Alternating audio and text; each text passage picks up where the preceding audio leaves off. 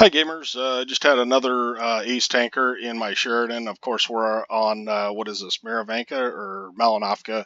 This is a perfect light tank map, and so let's go ahead and get started, and we'll talk a little bit about it as we go.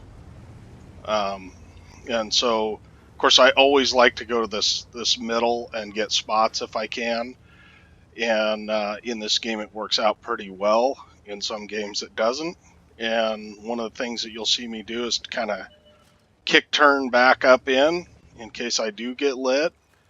And sometimes I'll even stop and then drop back just in case. But that AC-48's had a really good game, as you can tell, you know. So we do not fire a lot in this game until towards the end, basically. So we're getting some good spotting. We do have AMX 13105 that is kind of in the middle of the map.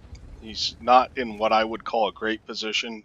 However, we did not push hill at all. And part of that is a function of where I went. Because if you go and people are getting shots, you go to this middle and they're getting shots, they're not going to go up the hill. You know, they'd rather get free shots than face people on the hill, which I understand.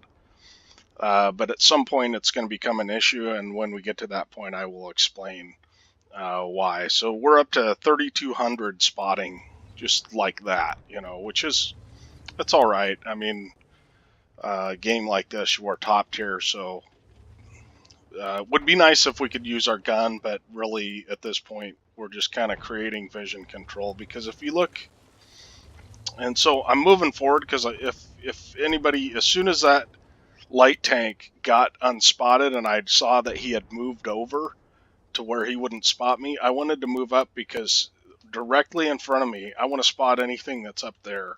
And so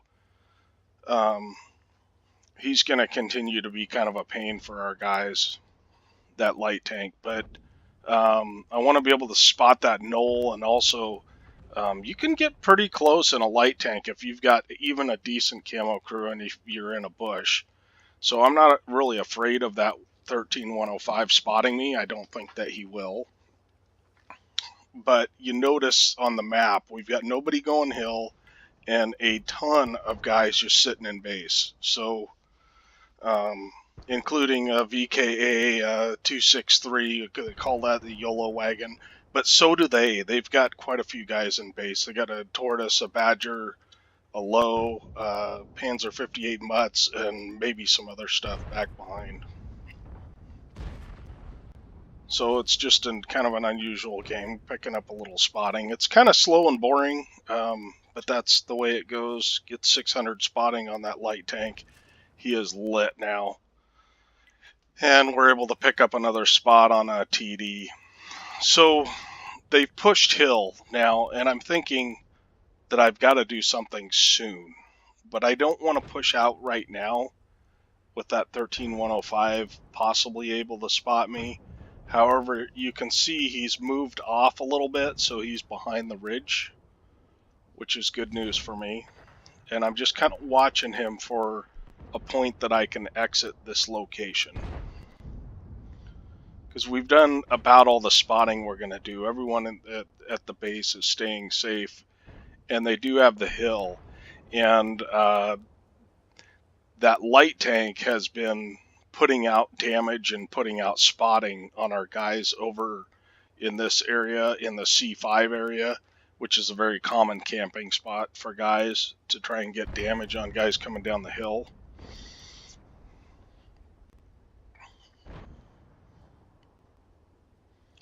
Not a whole bunch to say right now, but anyways, well, I guess I can talk a little bit about why it becomes a problem when they come down the hill.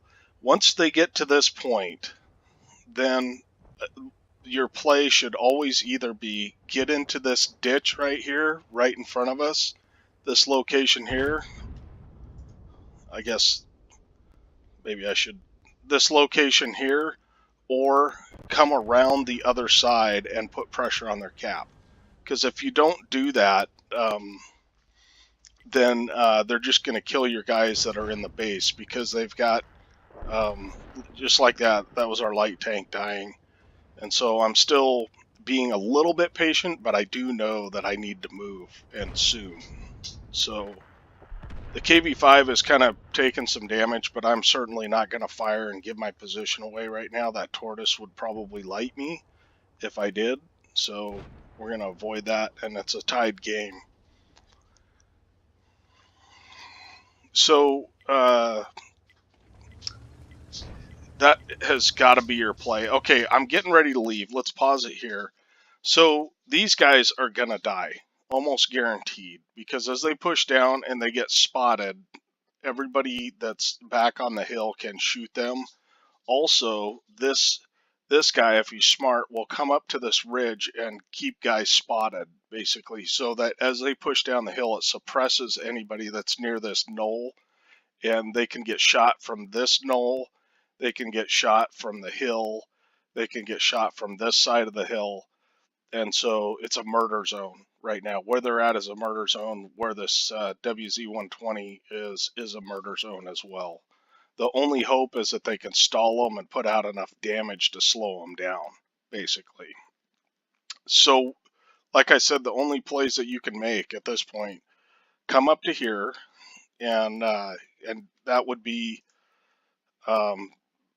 right in here in this little dip, and try and get spots on these guys here and anybody that's back in this area and anyone up here, and also potentially kill this 13105.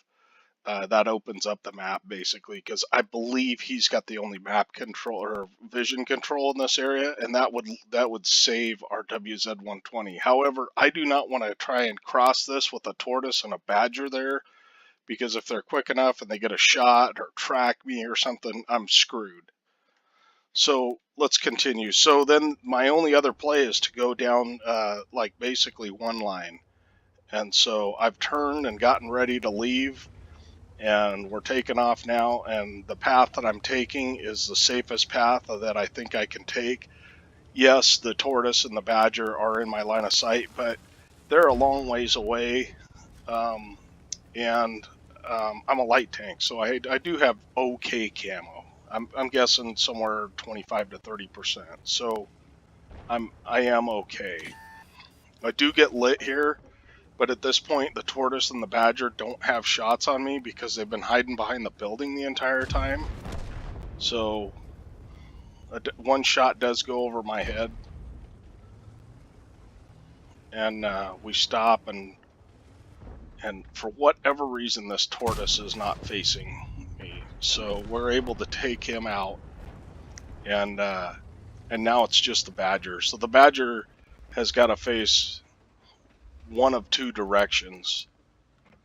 So we take a shot, and luckily we pin. The sides of the badger are not very strong. And then we do track and damage him there. So once we clear this out, then we own the map, essentially. So the badger turns to face me. I, of course, back off because I don't want to mess with a badger face up. And we pick up, so we've got up to 4,200 assist and 1,500 damage. And now we're just going to push through and try and kill their arty, but rather than go straight through, I want to make sure that I'm not going to get spotted. So I pull up to a bush here, because those bushes give you like 15 to 50% extra camo. So even if you're 250 meters from somebody, you're unlikely to get spotted if you're in a bush. So the magical forest over here is it's really easy for people to camo snipe from there. So I'm assuming that that their arty is back in this corner, but it turns out he's not. So there's only 3 guys left now, basically, so we were able to kind of